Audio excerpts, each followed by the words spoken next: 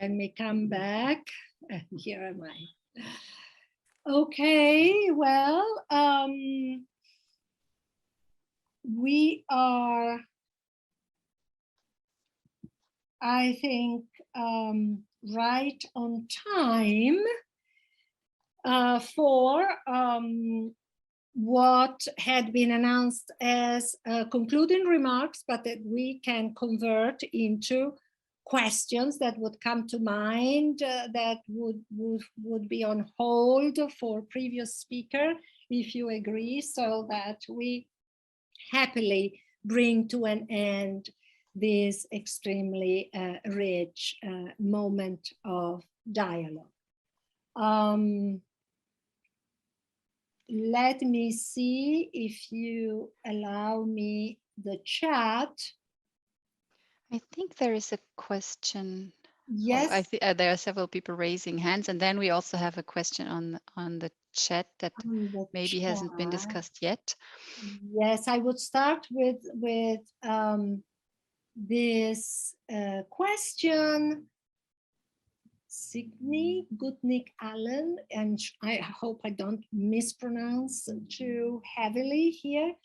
Apologies for also writing my question, but I'm interested in Wilson's language of stakes as a way of excluding women from political power.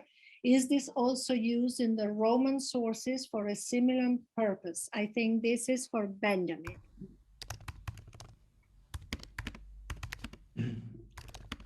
Thank you. I'm not sure whether Wilson actually really uses the term stakes.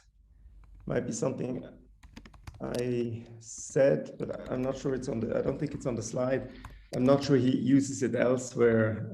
In general, I would think for Wilson, it's actually for, you know, being represented, the idea that women too, free women too, should be represented is actually something that goes beyond the argument that they're having a stake.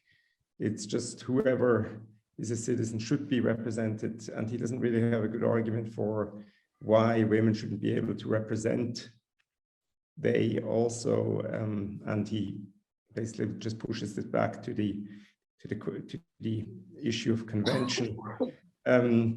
But it is noteworthy, I think, just as a brief aside, that on the institutional side, on the legal history side, there is, of course, women do, of course, have suffrage in New Jersey from 1776 onwards until the early 19th century.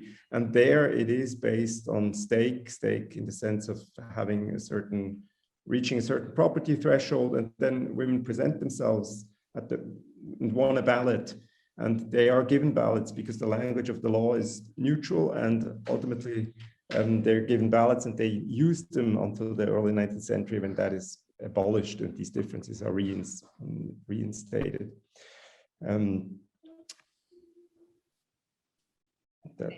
I'll stop there. That's your stance. Thank you. We have a question also on softness that is one of the questions that were bypassed after Romain Brett's paper on a question to know more, to hear more about male softness in the context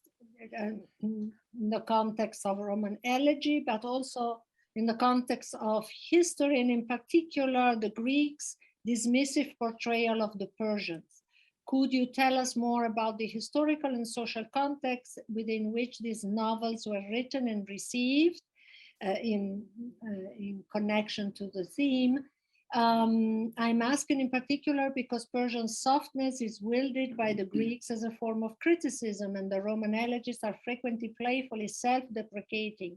Is the softness in this Greek novel excused by the element of humor? So this is a question actually for you, Romain, who are ready to go because your hand is up there. Go ahead. Question for you. Perhaps you can transform. Yeah, no, it's very, I mean, the question about the humor and the part played by humor in the Greek novels, and especially in Achillostatus, is fundamental, because the comparison with Roman elegy is very fruitful, because in Achillostatus you have a I narrator, a first-person narrator, which is absolutely unparalleled in other Greek novels. You have other parallels, of course, in Latin novels like Apuleius and Petronius. But there is clearly, I think, a parallel we could operate between Latin elegy and Achillostatus novel, because precisely the way Achillostatus is playing with the malachia, with the softness of Clitophon, because Clitophon is portraying himself as a soft guy, and is absolutely operating the same way as Roman elegists, and particularly Ovid, who plays with his self-portrait and the self-representation as a mollis vir. And I remember, I think it's the beginning of the second book of Propertius, Elegies. He says, I have written a mollis book, I have written a mollis liber. And it's a kind of claim that could be paralleled with Achillostatus novel. And you're absolutely right. I don't know who asked the question, but you're absolutely right with yeah. Yes, you're absolutely right with making this parallel between the self-depreciation of Latin Roman elegists and especially Achillostatus novel, where you have really a play on this focalization, and on the fact that it's a self-portrait before all. Achillostatus is doing through the character of Clitophon. So that's something, that's a parallel very fruitful in the way of thinking molitia in Latin elegy, and malachia in Greek novel, and especially Achillostatus novel. But that's very peculiar to this novel, because it cannot be paralleled in other ones. Great. Perhaps I can say later something about the Persians, but Romain, you had a question? Yes, I have a question, but because it's the parallel established by Benjamin between Aristotle and Cicero, it made me think actually about something we didn't discuss today, but it's a huge issue. You're right.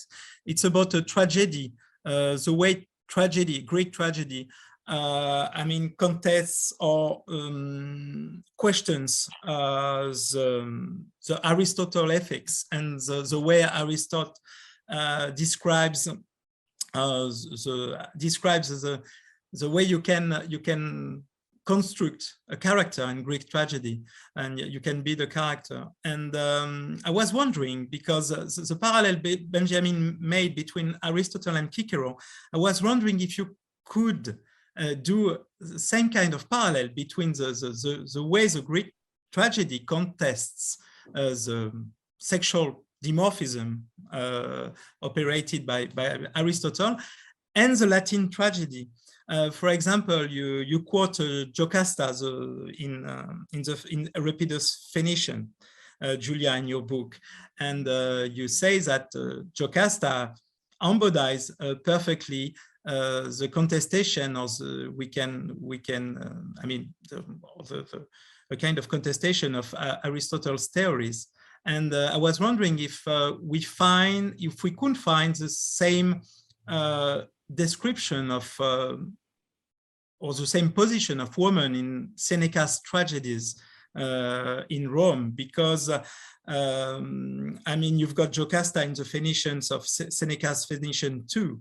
And I was wondering if we could think about the portrait of woman through these two kinds of tragedies, the Greek one and the Latin one, and if it might help to think about the way the Romans were thinking about the capacity of women to act, to deliberate, and so on. So I was wondering about that. But you said that it was a blank. It was a blank with a Roman aspect of this question. I can say, I don't know, Benjamin, if you want to say something about Roman tragedy, I can say something brief about Greek tragedy, because I have, you know, after finishing the book, I've come back on this particular point, because Aristotle says explicitly that when you design characters, the characters have to be appropriate. And as an example of an inappropriate character, he says precisely, he mentions a character of a woman who would be too courageous. Because, you know, there is a courage for women and there is a courage for men. The courage for women is not just inferior, it is qualitatively different, because it's the courage to be subordinate and not to command and direct. So, to put it shortly, if Greek playwrights had followed, had anticipated Aristotle's normative aesthetics, or normative ethic and aesthetics, we wouldn't have almost any of the plays we have, because, you know, almost all the great women on stage don't fit. They are precisely inappropriate, because they decide, they deliberate all the time, and they are in position of power, and they not only do they deliberate, but they are right in front of men who are wrong.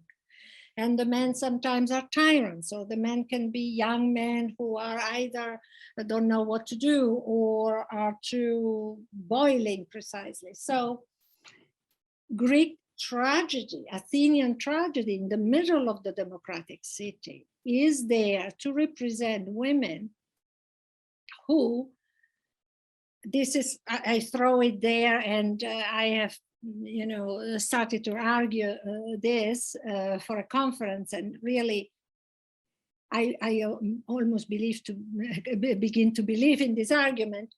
Women are represented paradoxically as queens, as aristocrats, as belonging to a remote past before democracy, but having in their own way invented democracy.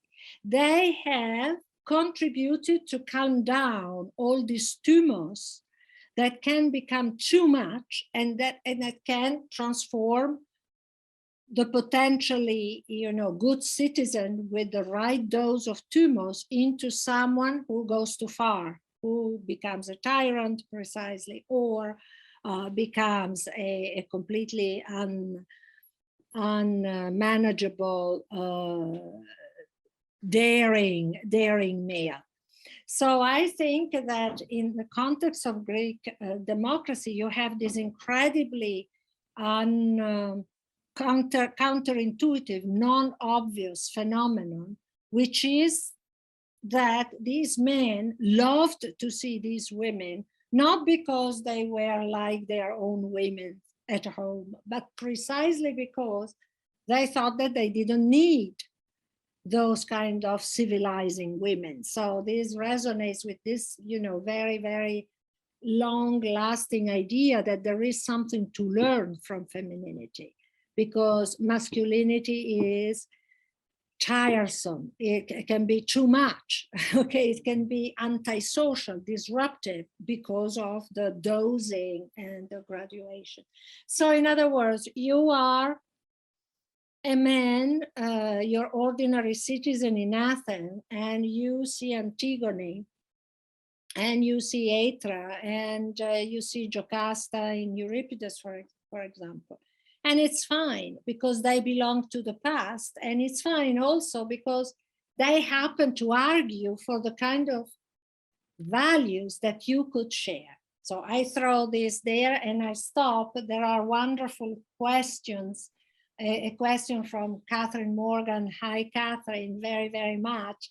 And this, thank you very, very much. And this is the question about the specificity of democracy. Well, my line of thought was, isn't democracy supposedly inclusive? Isn't democracy precisely about a plural, about a rotation in ruling and being ruled? So don't we have with democratia the challenge of the plural? And therefore, aren't we compelled to ask the question of how large the plural is? A kind of question that we don't ask in other political forms, under other forms of government. And so Sparta, I don't know, I'm still mulling on this because I've taken this sort of democratic challenge, so to speak, in order to think Aristotle into the bath, the full immersion of Athenian, of the Athenian world. But of course, Sparta is there, and I'm not sure if I follow Plutarch, for instance, and his characterization of this excessively free young women in Sparta. I'm still working on it, and actually I'm sure that you have something to tell us now or at another time. Then we have a wonderful question on softness. Again,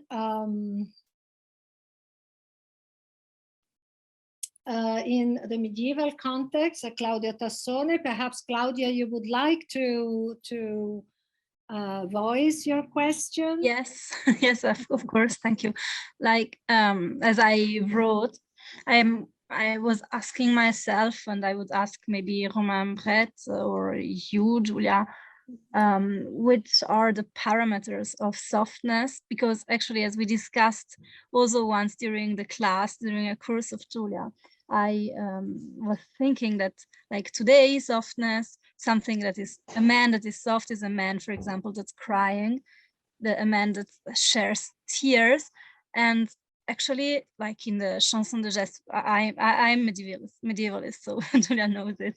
And the man, so Charlemagne crying, he's not soft, he is not fable, he is actually strong, and he's showing his pity. And because he is crying, God can show himself to Charlemagne and help him, like in the Chanson de Roland.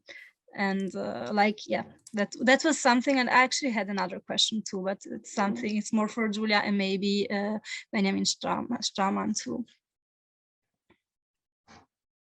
Well, I hope it was clear. It's super clear, and I can just mention a book by Hélène Montsacré that was published a few years ago on Achilles' tears, because Homeric heroes, precisely Homeric princes, they cry and cry and cry, and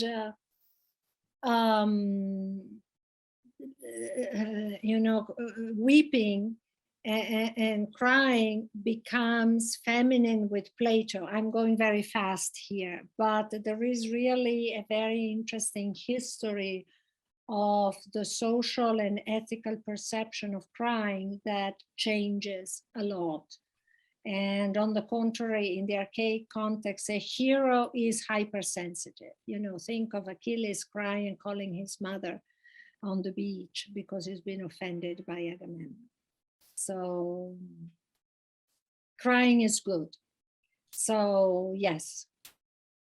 But the more you look for softness, the more you find it, and the more you see the nostalgia for softness in this culture, because, you know, masculinity is a very heavy burden to carry.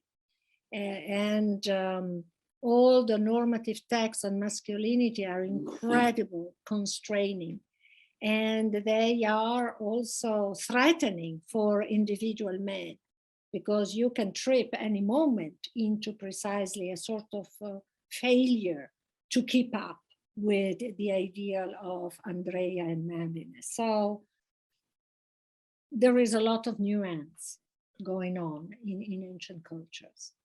Perhaps about the parameters Claudia was asking. It's quite, I mean, there's some definition of these parameters in Aristotle, Nicomachean Ethics. Softness or malakia is an is the inability to resist to pleasure.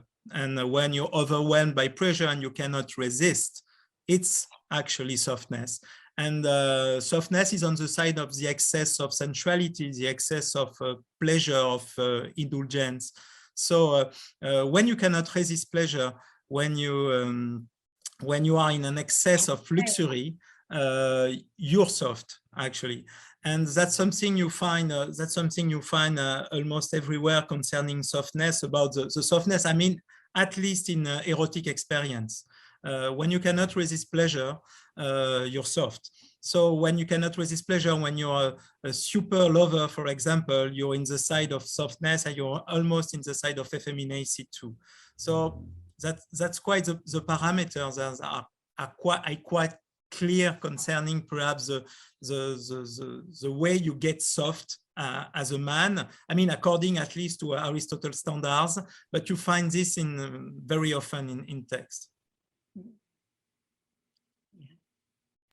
Really interesting, thank you. It is very interesting, yeah, and it harks back to this idea of a continuum of a more or less, you know, after all, Aristotle's ethics is all about precisely a mesotes that has to be targeted on a continuum, precisely on as a segment between two excesses. So the more we go into that, the more we become paradoxically Aristotelian. I hope I have given space to all the questions in the chat. Are there questions for Guillaume or for Anthony, or question from Guillaume to Anthony, or from Anthony to Guillaume? Or any other question in any direction? So maybe I still had a question. Still me. Yes. I think, Charlotte, can we take a couple of minutes more? Sure. Okay. Just I try to be quick. I was just thinking. We heard about this inability, this female inability to participate in power, like it was supposed, so that the nature of woman excluded her to politics, for example.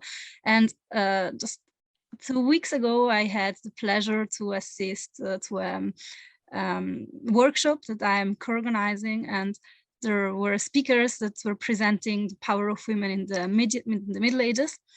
And so one of the speakers cited Teresa Ehrenfeld, and I thought it's really interesting, this introduction to power of women in the Middle Ages, in medieval Europe, because Teresa Ehrenfeld proposes to rethink actually our way to study history, and like she how do you say, she puts in evidence that actually women in the Middle Ages could have some sort of influence, political influence, and that there were queens that were really important.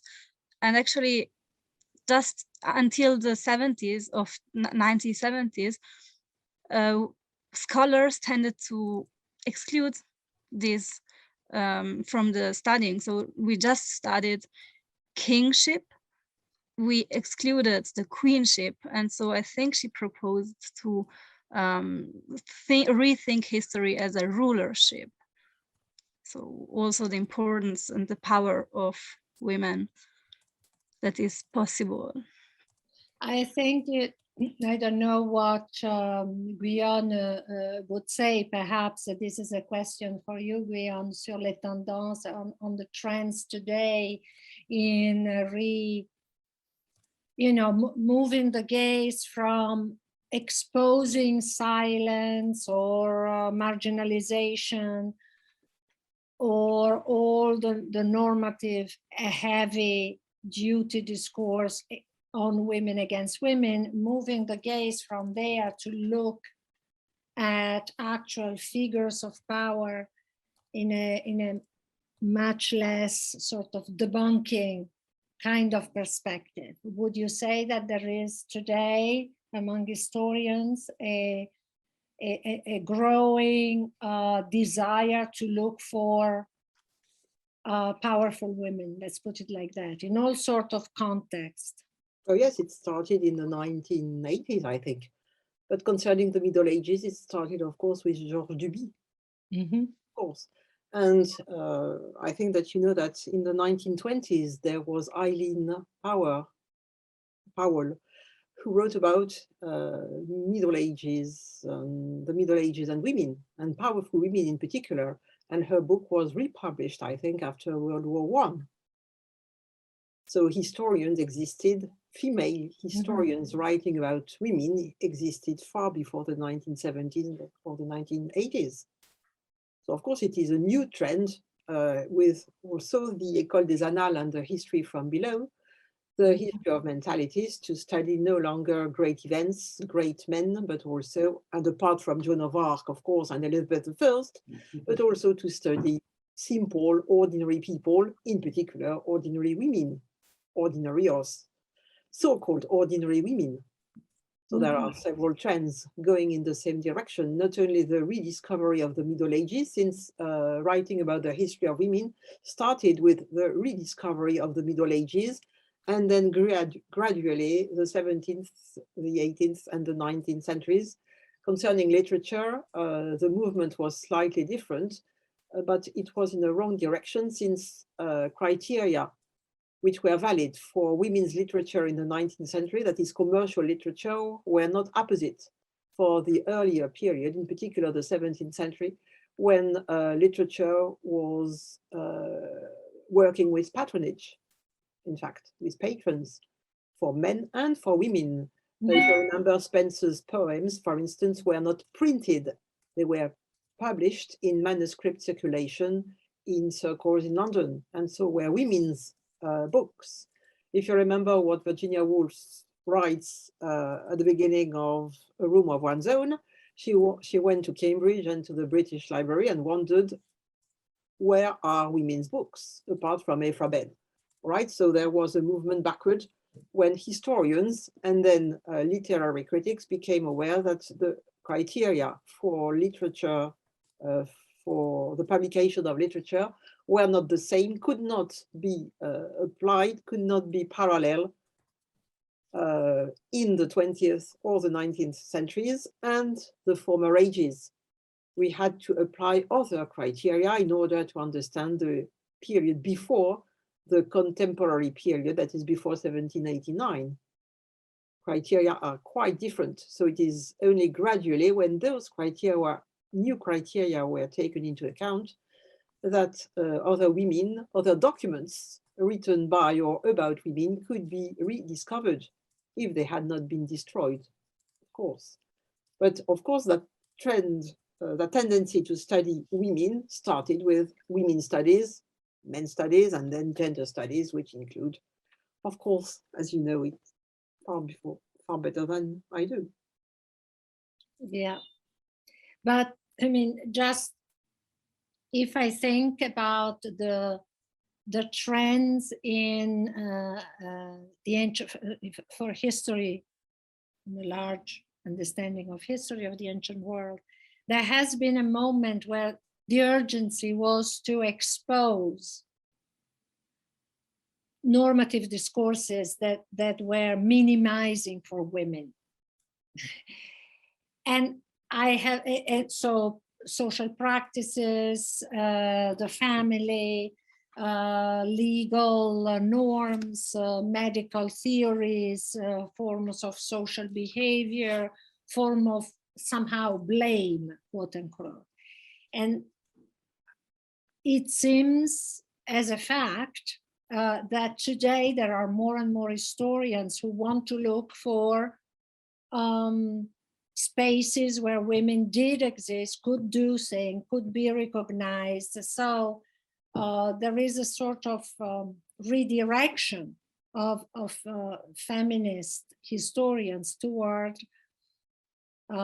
away from blame and toward, you know, recognition of a certain positivity, let's put it like that. I think, for instance, all the work of Violaine Sébillot-Couché goes straight in that difference, so much so that Violaine would say that democracy was not so inimical to women as I see it, because I look at the practice. But so yes, I think that there is so much to do, and I can see that there are a lot of collective works, collective projects that are popping up all over the place on precisely recovering all these women artists, women philosophers, women scientists. In the Renaissance in Italy, for instance, Italy was full of incredibly brilliant women. Christine de Pizan, I mean, this is where she comes from. So there is a lot to do, but there is a lot to do, which is very good news. I see sort of very nice words in the chat for all of us, for all of you. I want to draw your attention in particular to the goodbye on behalf of Sebastian Bonhoeffer, on behalf of the Collegium, I would like to thank all the speakers, all participants, Charlotte Meissner, yes, Charlotte, the Collegium team, and above all, Julia, thank you, for having this symposium. And unfortunately, Professor Bonhoeffer, Sebastian had to go. It's now, yes, 7:45. This moment of concluding dialogues was a bit longer than anticipated, but it was wonderful. It's actually perfect. Thank you, Charlotte. I'm so delighted I can even begin to say thank you again to all of you. And to be continued. Thank you, Guyon. This was wonderful, wonderful, wonderful. And thank you to everybody. All of you. Thank you to all of you, Romain and Benjamin and Thornton. And Anthony too, thank you. Yes. So, and once again, thank to all those who have worked to prepare this moment. Thank you for your invitation. Thank you for coming. So I will be in touch. Perhaps we will continue this conversation. Hopefully. Let me see if there is something in the chat. René. Just people saying thank you. And people saying nice things and nice thank you notes. So once again, thank you. Thank you so much for organizing this. Bye-bye. Bye. Bye-bye. Have a good evening, everybody. You too.